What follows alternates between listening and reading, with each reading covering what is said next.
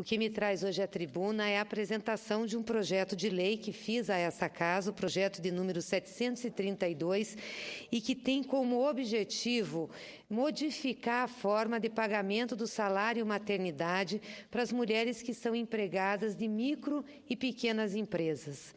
Hoje, o salário maternidade é uma responsabilidade do INSS, é o INSS que paga. Mas, por uma lei aprovada por essa Casa em 91, pelo Congresso Nacional, a responsabilidade foi repassada ao empresário. Então, o empresário adianta o salário maternidade e depois ele faz o ressarcimento junto ao INSS.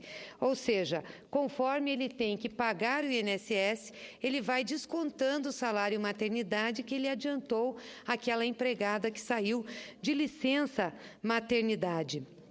O fato é que essa situação para as micro e pequenas empresas é uma situação que gera muita dificuldade, porque as micro e pequenas empresas têm um faturamento delimitado pela lei.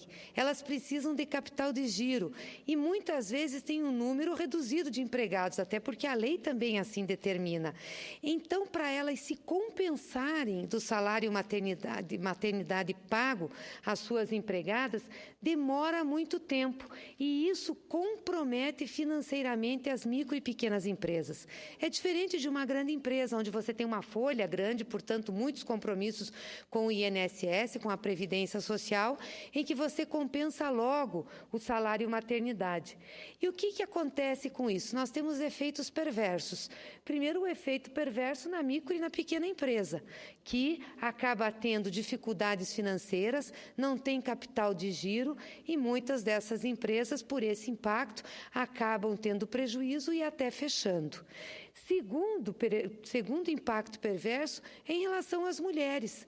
Ou seja, as micro e pequenas empresas são as maiores empregadoras desse país. Isso já está constatado, não são as grandes as maiores empregadoras, são as micro e pequenas empresas. Como as micro e pequenas empresas têm essa dificuldade, o que acontece é que nós temos uma grande discriminação de gênero em relação às mulheres em idade fértil para a contratação de mão de obra. Então, muitas micro e pequenas empresas optam por não contratar mulheres em idade fértil. E as mulheres, portanto, sofrem aí uma discriminação em relação a isso. Então, o que eu trago e que apresento a essa Casa, senhor presidente, e apresento aos senhores senadores, às senhoras senadoras, e peço um apoio, é uma alteração na lei número 8.213 de 1991, tratando de forma diferenciada as micro e pequenas empresas. A Constituição Federal já determina esse tratamento diferenciado, em regime tributário, em uma série de outras situações em relação à economia e em relação às questões financeiras. Portanto, acho que é importante nós corrigirmos isso também. Ou seja, o salário maternidade das empregadas que estão em licença maternidade de micro e pequena empresa não serão adiantadas pelo empregador e serão pagas, sim, direta e imediatamente pela Previdência Social.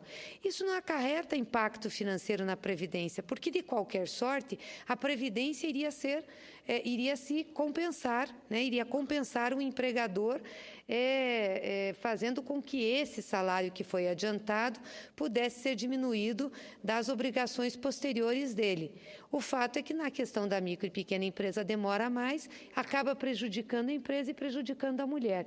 E aí a gente tem também um fator negativo para a nossa economia. Então, nós estamos apresentando esse projeto, é um projeto que visa defender o interesse e o direito das mulheres ao trabalho, né? Ou seja, as mulheres em idade fértil não serem discriminadas no mercado de trabalho da micro e pequena empresa, que é quem mais emprega, as micro e pequenas empresas ter assegurado o seu direito de ter capital de giro, não ter impacto por esse direito social concedido por essa Casa, né? E que foi aprovado e apoiado pela sociedade brasileira, que é o direito à maternidade, à licença maternidade, um direito legítimo e necessário.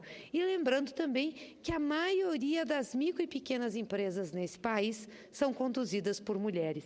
Então, nós estaríamos aqui beneficiando muito o universo feminino do trabalho. Por isso, eu peço o apoio aos senhores senadores, às senhoras senadoras, a esse projeto. Ele já está tramitando no Congresso Nacional, recebeu o número de 732/2015, e eu espero o apoio não só das senhoras senadoras, mas também dos senhores senadores.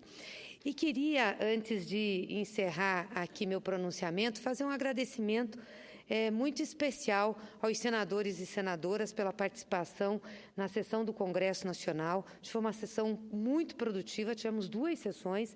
Queria parabenizar o presidente, senador Renan Calheiros, pela condução dessas sessões do Congresso. Agradecer aos senadores, foram horas e horas de discussão, o Senado deu quórum, votou as matérias e nós mostramos que temos, sim, um compromisso com o desenvolvimento do país. Mas queria, sobretudo, fazer um agradecimento especial aos senadores que compõem a Comissão Mista de Orçamento do Congresso Nacional. É uma comissão que geralmente disputa horário com outras comissões da Casa, ela é de difícil acesso aos senadores, porque fica lá na Câmara dos Deputados, e uma comissão que geralmente demora muito com suas pautas pela característica de negociações que precedem as discussões. E o Senado manteve quórum, nós conseguimos votar todas as matérias que eram importantes e necessárias e que foram dirigidas, muitas já votadas pelo Congresso e outras que serão votadas na semana que vem. E terminando, fazer uma saudação especial à senadora Rose de Freitas, que é a primeira mulher a presidir a Comissão Mista de Orçamento aqui no Congresso Nacional e que tem dirigido essa comissão com muita determinação, com muita sabedoria e também com um espírito muito democrático. E isso fez com que nós pudéssemos avançar na pauta orçamentária no Congresso Nacional. Muito obrigada, senhor presidente.